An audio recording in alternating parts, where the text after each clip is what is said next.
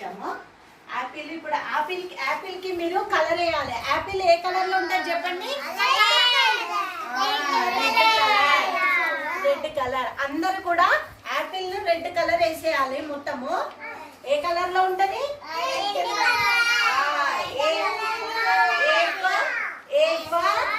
Apple.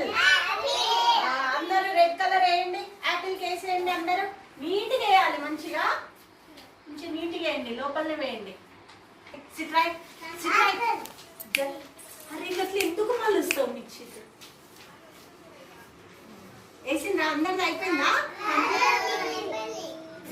పిల్లలందరూ కూడా Apple ను చక్కగా వేసారండి.